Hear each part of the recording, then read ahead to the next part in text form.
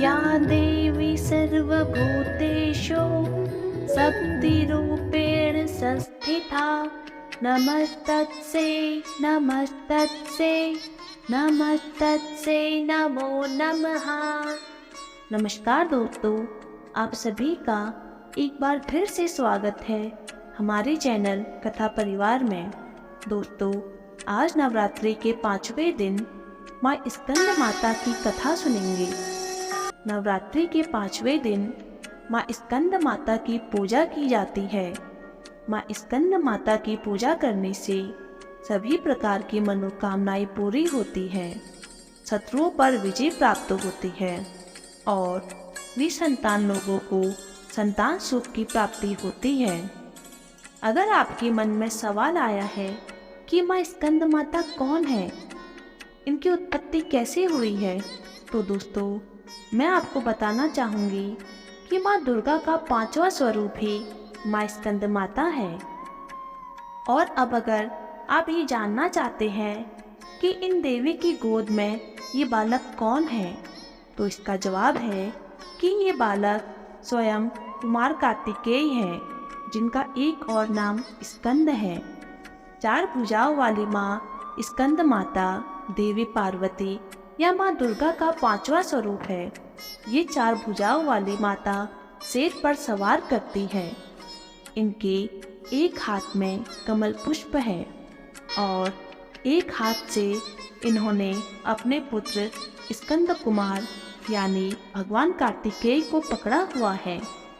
भगवान कार्तिकेय को ही स्कंद कुमार कहते हैं।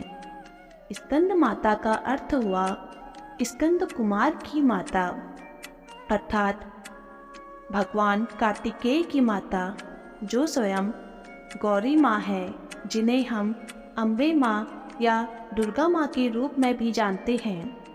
एक पौराणिक कथा के अनुसार तारकासुर नाम का एक राक्षस था, जिसका अंत केवल भगवान शिव का पुत्र ही कर सकता था। तब माँ पार्वती ने अपने पुत्र स्कंद यानी कार्तिकेय को युद्ध के लिए प्रशिक्षित किया और प्रशिक्षित करने के बाद स्कंद माता का रूप ले लिया।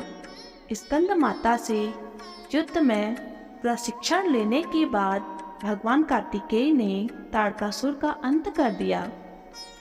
स्कंद माता हिमालय की पुत्री पार्वती है।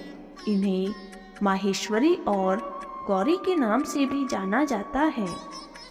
पर्वतराज हिमालय की पुत्री होने के कारण इन्हें पार्वती कहा जाता है।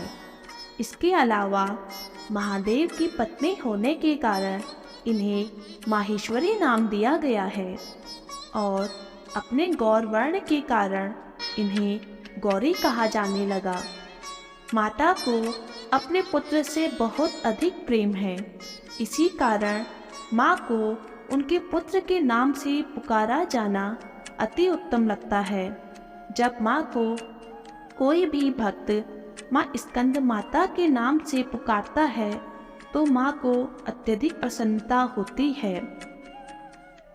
मान्यता है कि स्कंद माता की कथा पढ़ने या सुनने वाले भक्तों को माँ संतान सुख प्रदान करती है और सुख समृद्धि भी देती है।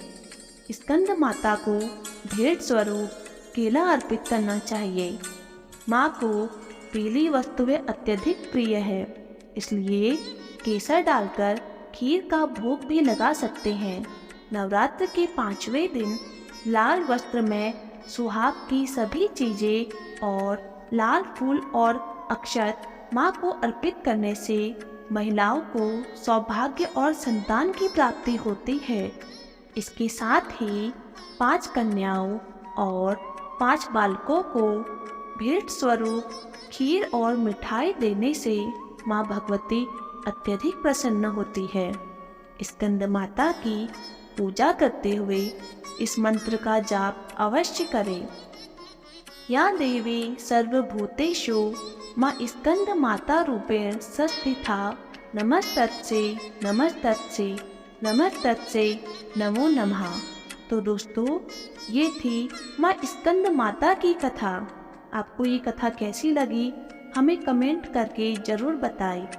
और साथ ही हमारे चैनल कथा परिवार को सब्सक्राइब अवश्य करें। धन्यवाद।